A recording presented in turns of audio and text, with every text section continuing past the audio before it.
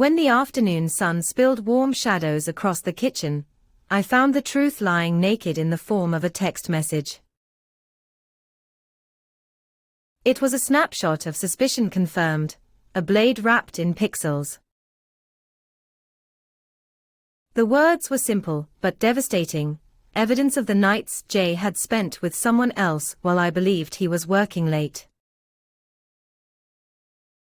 I felt my heart fracture, not with a dramatic cry, but with a hollow silence.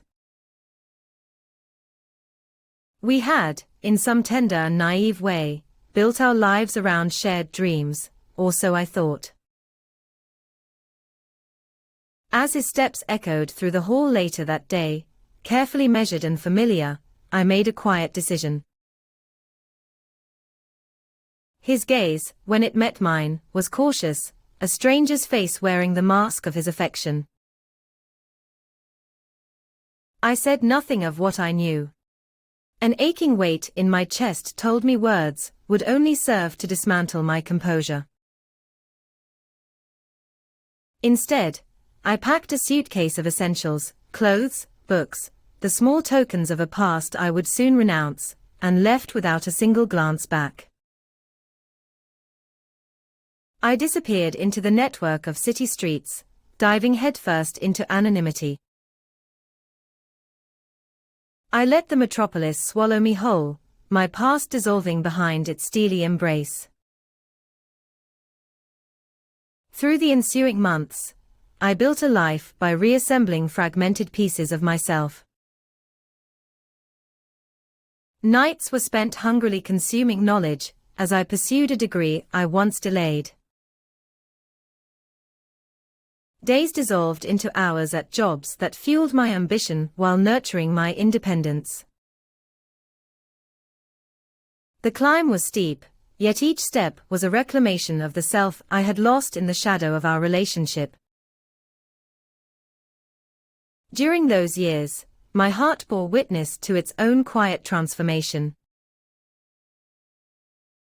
Alone yet never lonely, I discovered layers to my identity I had forgotten existed. There were days when memories threatened my newly carved path, but they were greeted with resolve and appreciation for lessons learned. As time wove its narrative, success seeded itself in unexpected ways. I found fulfillment not just in professional accolades, but in the serene joy of waking each day with a sense of purpose crafted solely by my own hands. I became someone who thrived not in the company of many, but in the peace of self-contented solitude. Years passed, like waves settling on restive shores. I stood at the intersection of the past and the present one brisk autumn day, under the cool sheen of an overcast sky. The city had resumed its familiar hum as I walked, no particularly conscious thought of him until we stood, as if drawn by an unseen force, only a few paces apart. His hair was flecked with maturity now, though his smile remained as charmingly deceptive as it ever was. He held hands with a woman whose face spoke of tenderness and the wide-eyed trust one had once worn. At that moment, the world seemed to pause, the memory of our last encounter rippling through the air like an echo.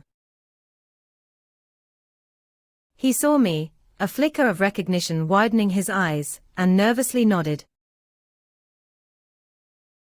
I returned it with gentle assurance, my heart steady, untouched by the ghosts of what was and what could never be again. It was not triumph that filled me then, nor scorn, but a calming realization that I no longer sought his approval, nor wished to validate the self that once hungered for his love. With a tender look at the woman by his side, he turned away, and a true, unimposing sense of closure settled within me. It was not found in confrontation, but in acceptance. I resumed my walk, feeling lighter than I had in years, with the understanding that the past need not be dragged like an anchor through the present.